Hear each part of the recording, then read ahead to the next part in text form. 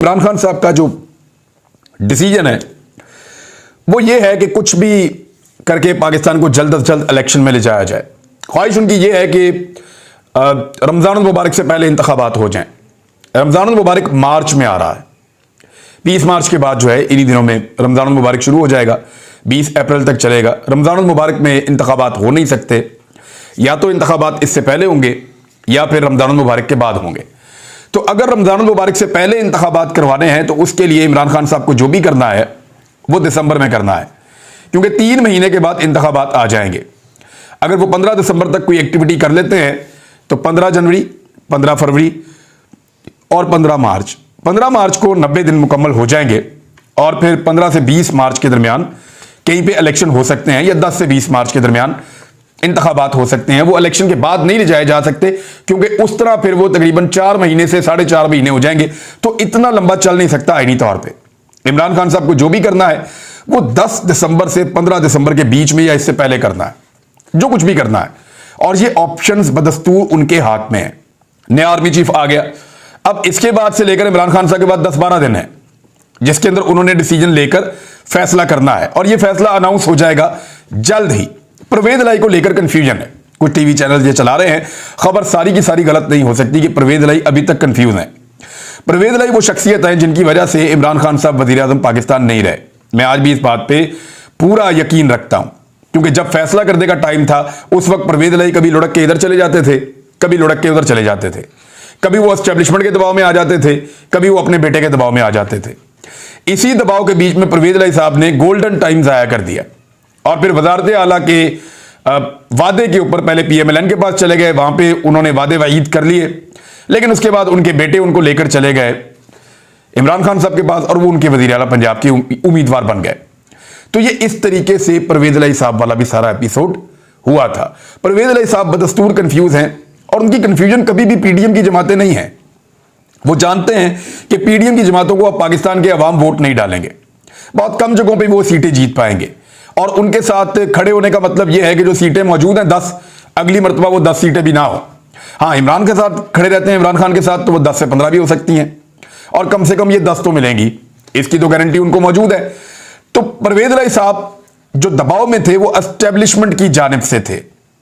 उस वक्त की एस्टेब्लिशमेंट परवेज इलाही को दबाव में ले रही थी, और फिर यह फैसला हुआ कि आधे उधर चले जाएं ताकि उनकी भी हुकूमत बन जाए, और आधे इधर आ जाएं, और यहां पे इमरान खान साहब की पंजाब हुकूमत के अंदर परवेज इलाही साहब शामिल हो गए। इसमें मोहन इलाही ने बड़ा अहम किरदार अदा किया था। वो बदस्तूर इस बात के हामी हैं कि कुछ भी करके इमरान खान के साथ खड़े रहो और इमरान खान के साथ मिलकर अगला इलेक्शन लड़ो।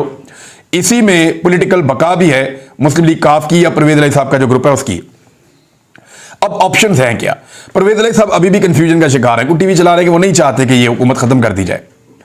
परवेज इलाही साहब को कुछ चीजों के खदशात हैं। नंबर 1 तो उनको यह है कि अगर पाकिस्तान तहरीक इंसाफ के कहने के ऊपर वो असेंबलियां तहरील करते हैं तो फिर पंजाब में वो दोबारा वजीर आला पंजाब नहीं बनेंगे, बेशक वो सीटें जीत जाएंगे। वजीर आला पंजाब पाकिस्तान तहरीक इंसाफ उनको क्यों बनाएगी जब तहरीक इंसाफ खुद 2/3 से आएगी, या सादा अक्सरियत कम से कम वो पंजाब में ले लेंगे, तो फिर वो परवेज इलाही को वजीर आला पंजाब नहीं बनाना चाहेंगे। लेकिन परवेज इलाही साहब ज्यादा सीटें जरूर जीत जाएंगे, ये बात तो पढ़ी लिखी है। लेकिन परवेज इलाही साहब को बेहतर तो यही होगा कि जितना लंबा हो सकता है इस टेन्योर को खींच के ज्यादा देर तक वो वजीर आला पंजाब रहें। लेकिन वो कंफ्यूजन दोबारा मौजूद है जो अप्रैल में और मार्च में परवेज इलाही के पास मौजूद थी। उसी कंफ्यूजन की वजह से, उसी हिसाब किताब की वजह से वफाकी हुकूमत जो है वो इमरान खान साहब के हाथ से चली गई थी। अब देखते हैं परवेज इलाही साहब क्या फैसला करते हैं, या फैसला कर पाते हैं या नहीं कर पाते।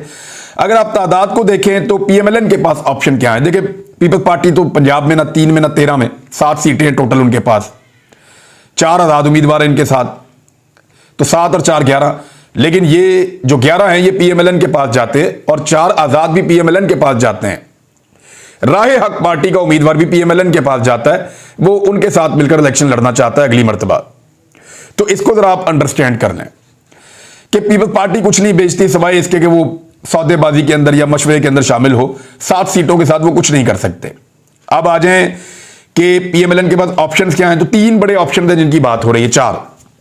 पहला ऑप्शन कि परवेज इलाही पीएमएल-एन के साथ मिल जाएं, और ये उनके लिए सबसे बेहतर ऑप्शन है कि अगर पीएमएल-एन के साथ परवेज इलाही मिल जाता है तो बड़े आराम से वो अपनी हुकूमत बना लेते हैं और परवेज इलाही को वज़ीर आला पंजाब भी रहने देते हैं। ये सबसे सूटेबल ऑप्शन है।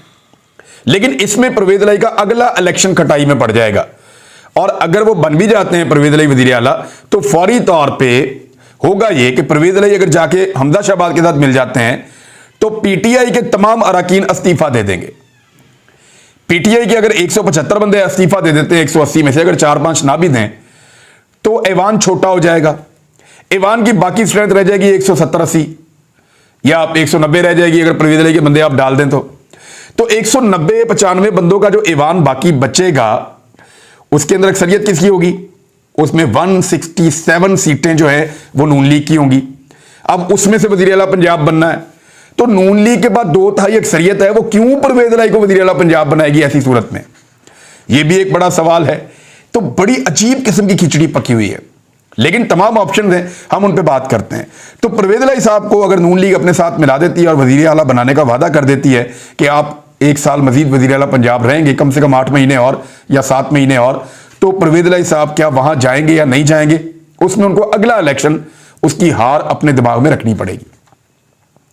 अब यहां पे अगर एस्टेब्लिशमेंट परवेज इलाही को कहती है कि ठीक है हम आपको अगला इलेक्शन जितवाने की यकीन दहानी करवाते हैं और आपको यकीन दहानी करवाते हैं कि इमरान खान अगला इलेक्शन नहीं जीतेगा, तो फिर एक अलग सूरत हाल पैदा हो जाएगी।